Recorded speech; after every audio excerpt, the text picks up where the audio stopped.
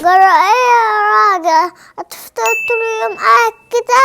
هتنزل تجيب لنا الطلبات يا فتاح يا حريم. رزاق يا كريم على الصبح. ايه يا ولية ست بومة بتقولي يا راجل سمعني. بقولك الطلبات ايه اللي انت عايزاها عشان انزل اجبارك. بحسب. طب انزل يا راجل هاتلنا سكر ورز فراخ ولحمة سمك وزيت وخد هاتلنا بالفلوس دي.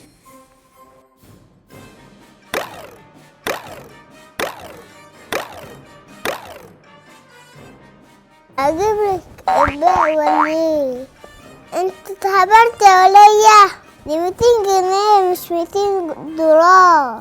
اديها 200 سكر اديها 200 عسل. ايه يا راجل خفة الدم دي؟ اتموتي من الضحك.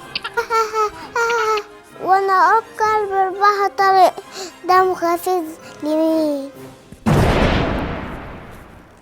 السلام عليكم. وهم محروس جه. انا افتكرنا طبق بيض كانش هيجي. بتقولي يا ماما؟ بقولش حاجة يا كلب البحر. كنت انت اشوف ابوك هيجيب الطلبات ولا لا.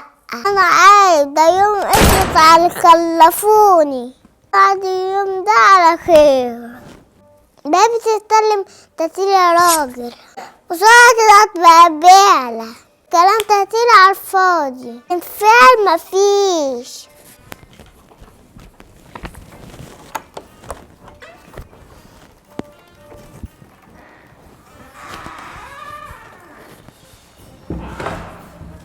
كمان اللعبة حبيبهم يخشي بس يجيب الطلبات متحرش عليه ولا الكرسي ولا عارفاه الراجل المكوس ده. ايه يا ماما انت بتكلمي نفسك ولا ايه؟ وانت مالك يا كلب البحر؟ وعملت ايه في الملاحي اللي عندك ياض؟ استغفر الله العظيم يا رب. انا ايه بس اللي خلاني اجي؟ تقولي يا ولا؟ لا ولا اي حاجه ما ساكت اهو. طب يلا يا ابن عمري اما اشرب والمساحه الشقه دي حته ده انا كسرتي شايفاني بنت ولا ايه؟ لا ده انا راجل قوي. خلي كلمتي.